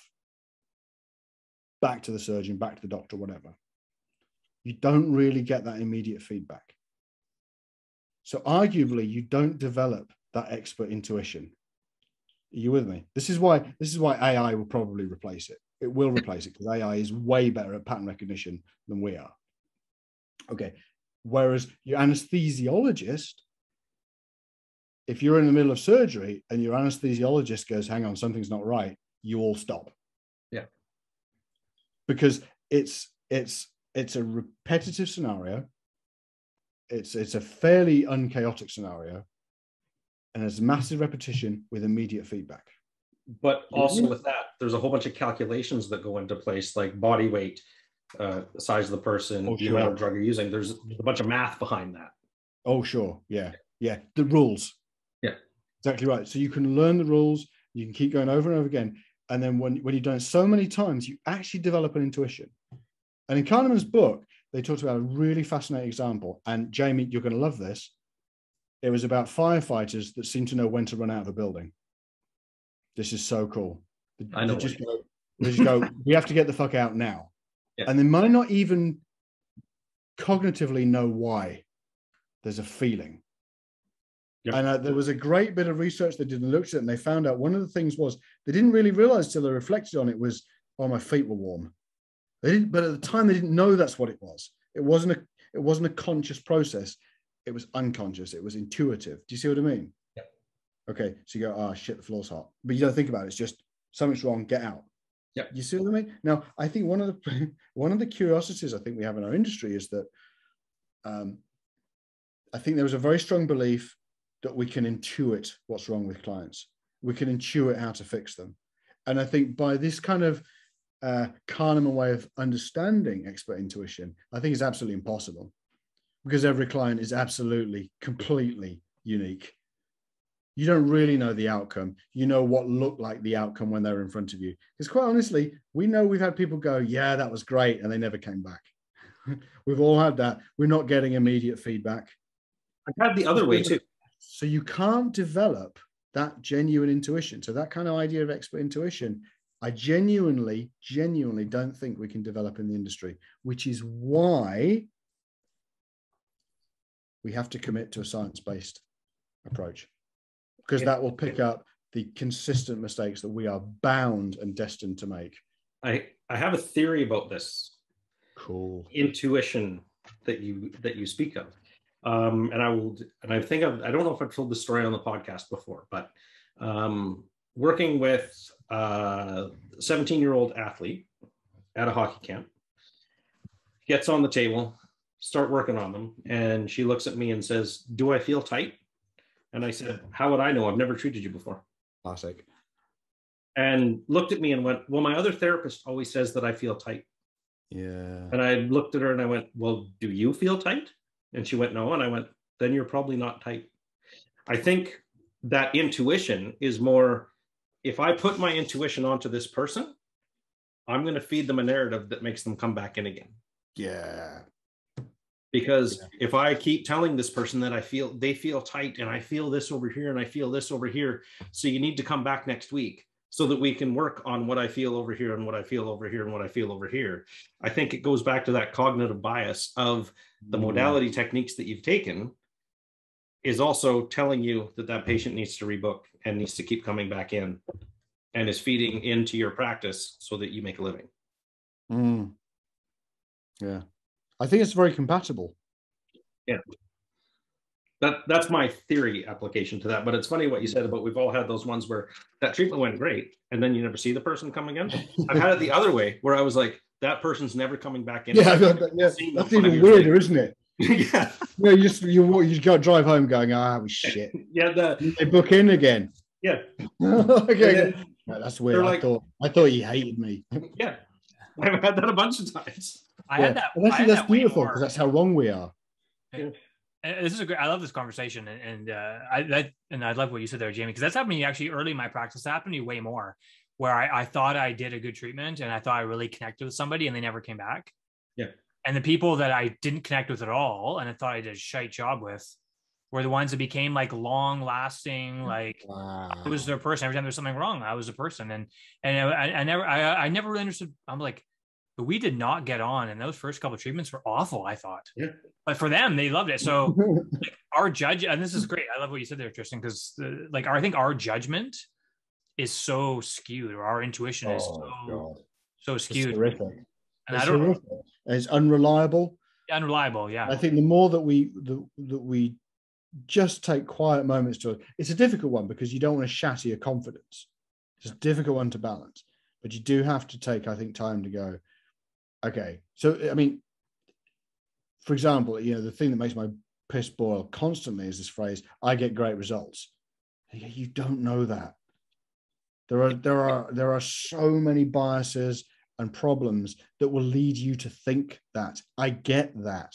Yeah. But when that's your position of argument, and one of the things that there's a lot of arguments I've walked away from, and it actually came from an absolute gem, which I think I heard from Sam Harris. I'm a big Sam Harris podcast fan.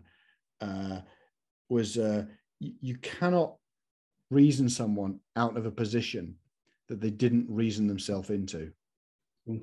Isn't that good? Doesn't that save you a lot of shit? Because you realize it's just not worth it. You ain't going to get anywhere. So just save yourself the stomach ulcer. I got one more idea I want to share with you. Okay. I love this. And I want you to tell me if you think, and I'm sharing this because I would like to know what you make of it. And you might get twitchy and go, oh shit, not on my podcast. It's going to be okay. So just bear with me. Okay. This is called Angry Women in complementary medicine. What's the word? Complementary alternative medicine. Angry women. Now you're going to think that sounds sexist, but it's not. But you need to stay with me. It's not going to be that. Okay. And I'm going to start with a short story of my best friend, Rich, was teaching a course with someone else in somatics, which if you haven't heard of, it's a derivative, or it's an offshoot of Feldenkrais. It's a lot of movement stuff, and it sounds really nice to me. It sounds like it's sort of mindful, gentle movements, and I imagine that it probably have a really good place to play in the management of chronic pain. I've got to ask him more about it. We're going to hopefully do some stuff soon. And the group they were teaching, there were two women there who did yoga. Now, I'm not going to get too heavy on it, but in the main, I think a lot of yoga teachers are wounded souls. I think a lot of yoga teachers need you more than you need them. It's a difficult, tricky area. Now, what he found with these two particular women was they were unbearably rude. They would do their moves while they were talking. They would suddenly pipe up and go, you can't step on the mat because of the energy. You can't have the phone in the building because the energy. I don't know, whatever it was. But they were just passive aggressive, horrible, self-righteous, all-knowing. And what annoyed me was I'd seen it before. I've done bits of yoga. I've always enjoyed it. I like to try out a few things. And what bothers me is, well, it was always women. And what bothers me is it can't be that.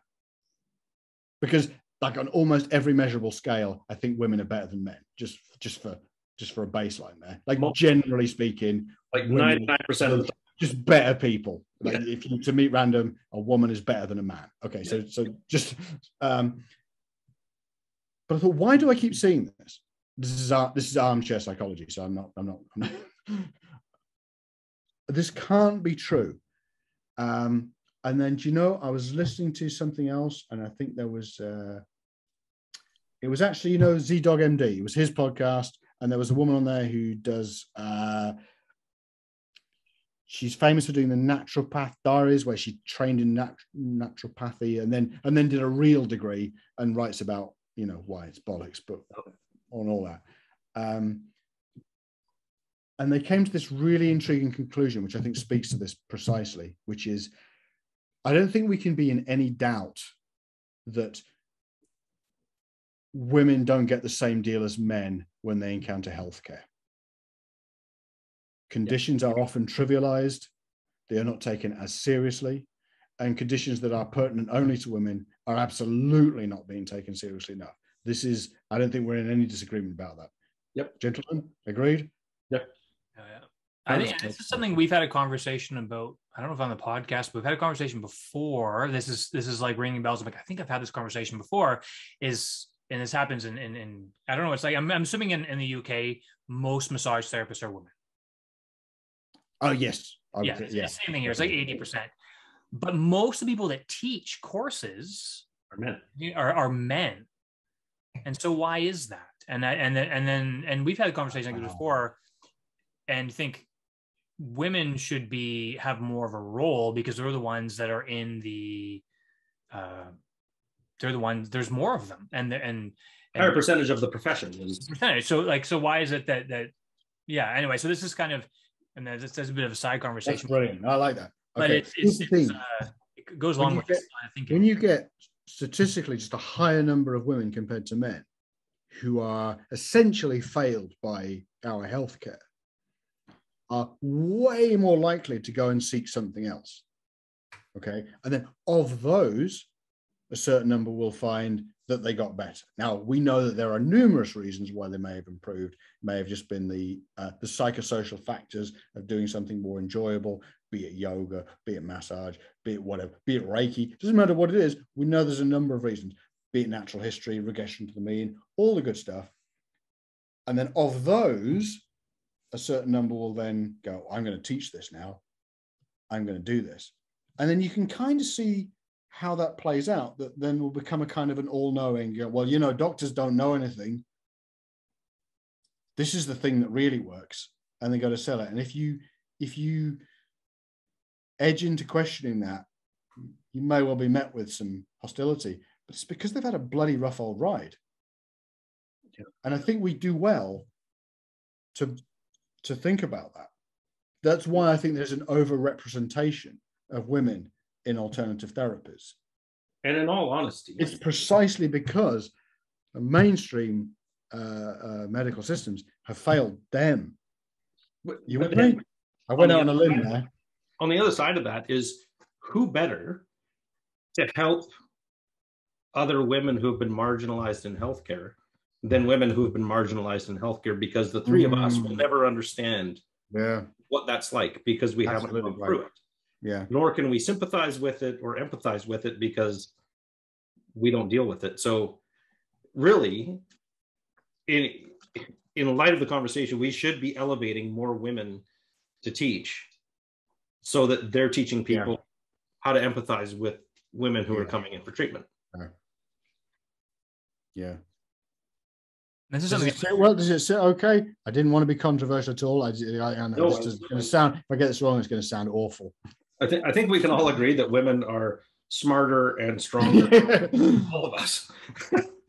Yeah. Jamie had a really interesting comment at a course we taught. I don't know, it was April maybe. That woman was asking, she's like, what's it like for like two cis white guys to be teaching women? And it was the first time that ever was asked. I never really thought about that before. And I don't think she wasn't being malicious. She was just curious. And it really made, I at the time I was like, I don't even know how to answer that question, because I don't even know I mean, all I know is like, yeah, we're like, well, on this spot, we're like 3 middle-class white guys. Yeah. And so I have no idea what your experiences are. And I can't even speak to that. Yeah. But it was the first time that was asked, and I don't remember the answer we gave, Jamie, but if you remember, but it was interesting because you're like, yeah, there should, and I think they came down to like, we're doing this because we want to do this, but we shouldn't be the only ones. I think the question was, how do you guys not correlate, but something about your male white privilege? Oh, yeah. I think in teaching, I had never given it much consideration before. And I think we both kind of took a little bit of a step back and went, well, I don't know. Do you know, I had a really fascinating client recently who talked to me quite extensively about this, and she said the phrase, and I'm still mulling it over, but she said, you have to abdicate your privilege. I went, okay, it's one of those, someone says something, you go, I'm going to think about that. But you know what's really interesting? I didn't gather the full shitstorm because I don't think I'm in the same groups, but Jocelyn obviously took a shitload of shit over a video that she did, I think, a couple of days ago. And I've no idea, I've only seen her report back, some idea of what that shit was. And it's bloody ridiculous. Well, if you want to be awake at 4:00 in the morning or something tonight, we're actually doing I'm not going to be awake at 4. I'm 47. I'm not going to be awake at 4. You can watch the replay tomorrow. I'll be getting up for a piss, but that's it. But that I am curious to hear her thoughts on it, because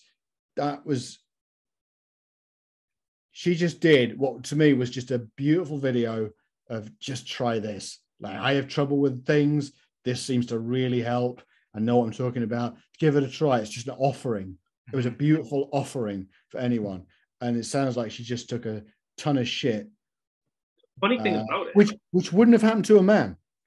That shit wouldn't have happened to a man. And that's the funny point. thing about it, though, and Eric, you can speak to it more than I can, because I was at the fire hall. So I was kind of like, I was getting like little snippets of it.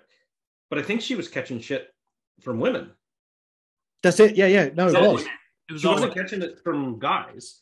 No, it was all women, and so just anybody that's listening, and we have a group, our little West Coast massage group that we have a little Facebook chat room that we talk on every day.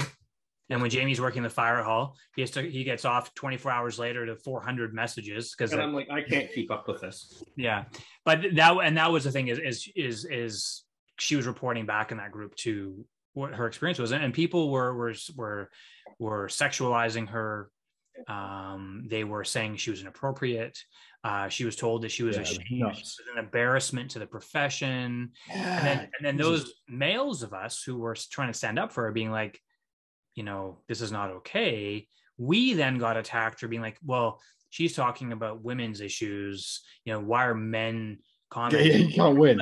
We're like, no, we're defending her. We're not like we're because you're attacking somebody who's our friend and colleague. That's not okay. And it turned into this big shitstorm, which was really unprofessional. And people that I had respected, I've lost respect for, because I'm like, you can't critically think like this. She posted this in a private RMT group for professionals. It wasn't like it was not like it went out to the public. There was nothing sexual about it unless you made it sexual. Which is because somebody is moving their hips and back.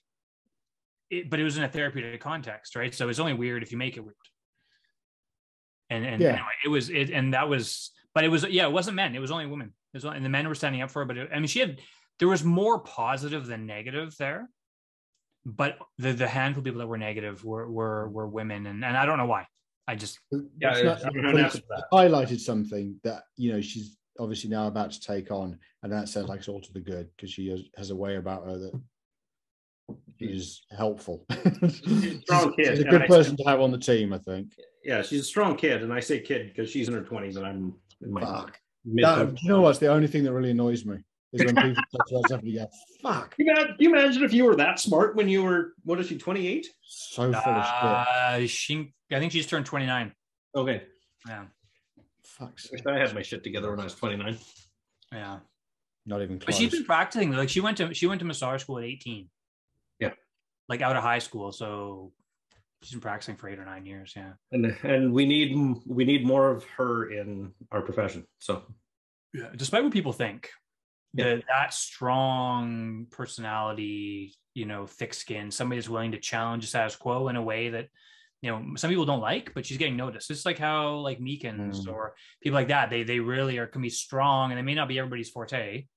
Yeah, but they get noticed. Yeah, you see, I got that. Adam Meekins is did my mic just die?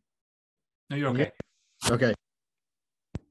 Adam Meekins is a lot like animal porn. It's not for everyone. Okay. No, he's. Do you know what? I did Adam's course 4 or 5 years ago, his shoulder course, and it's brilliant. It's dense, and there's a shitload there, and you got to get the hang of him. But he really cares. He really gives a shit. And I have to say that the Better Clinicians project that him and Ben are doing, on that, it's so good. It is such high quality teaching, and I think they've really done a stand-up job. And it's a shame that he's a little bit abrasive. Little bit, but he's really abrasive. But do you know what? Actually, I think in the last several years, I think he's mellowed, and I think he's got really a lot better at communicating more nuanced points, which is a lot of what this is about. You know what I mean? And I think that's a lot of the game here. It's not so much about, what's the latest research say, is how do we communicate to our peers? How do we communicate to new students, to educators? How do we communicate to the wider public? That's the really difficult part, because pain is really difficult to communicate. And understanding it, and these and I think anyone who's getting good at it, we back. I think you just came up with what our next 3-way podcast is going to be about. Oh, I'd love to. Let's do it. We should probably put this one in 2 parts. Yeah, this one's going on close to 2 hours now, I think. So we should do it. We should do it. I highly apologize. No, there's no need to apologize, man. This has been great, and it's been a great conversation. And I think we could easily have you on again, and let's talk about communication. And I would love to. I would absolutely love to do that. And I'll try and get to points quicker. I'm going to really practice, because you guys are worth it. Thanks, brother. No, but seriously, I think we are looking across the water at what you are doing, because you are progressive. You're saying all the right things. You're working in good ways, and you're communicating effectively. And we're in a lot more chaos over here, but there are people who are emerging at the moment, who are hearing the right things and beginning to wonder about a few things. And we're very much inspired about how what's happening in Canada and the US, because it's a great community, but we're just trying to grow one over here. Well, and that's great. There are some signs, and it's great. There are some fantastic people around, and I'm going to keep working with them and keep working with you guys. It's an absolute pleasure. Yeah, always welcome, man, and it's great to see that you're at the forefront of the change over there, along with the Massage Collective and everybody involved with that. Oh, Massage Collective. I said it like you did. Here it's massage. The emphasis on the first part of the word. There it's massage, and I just said it like you did. Massage Collective. Massage Collective here. Massage. Yeah, I've noticed that. I got hooked in by your charisma. Look at the change we're having, Eric. He's already saying massage rather than massage. Speaking like a Canadian, with we enunciate everything clearly. Is that right? Yeah. But this is great. Just to end on this, I think this is really what you're saying too, is it's nice that you guys are looking over here, because this goes back to, I think it was probably our last podcast, Jimmy. I can't remember. We were talking about massage therapists, or like leading massage therapists, right? So too often we feel like people are looking outward to like physios or osteopaths and whereas like we need more of a community of massage therapists leading massage therapists rather than looking for other people to kind of give us the information. And I mean, that was the goal with my membership thing too, is to try to get more massage therapists interested in talking and learning about stuff, rather than looking for people that don't really know what we do. Yeah, when I heard, I remember you saying that on your recent podcast, and I was really delighted. Yeah, to hear that, and I think that's a wonderful thing. It really is. Challenges for you now to challenges for you and Matt and Becky and Anna Maria, everybody over there to take the lead. Oh, and if we can help with that, then let us know. Brilliant. Oh, now you're talking. Okay, right. Oh, let's do it. We can do this for another several hours. I thoroughly enjoyed this. I think you guys are absolutely brilliant, and I'm super chuffed to have been asked. I really appreciate coming on and spending time with you. I hope we can just chat again informally again soon. I really do. Anytime. We can get together for online Zoom drinks and chats. Oh, anytime. And as much as you're, is it chaffed or chapped? Chaffed. Chapped? As much as you're chaffed to have been on, we're chaffed to have you. So that's really weird. I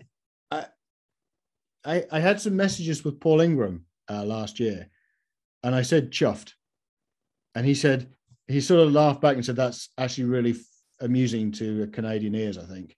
Yeah, it is. So there's something there that I'm unaware of when you say chuffed. Apparently I get it's funny, but we'll talk about I may not understand why.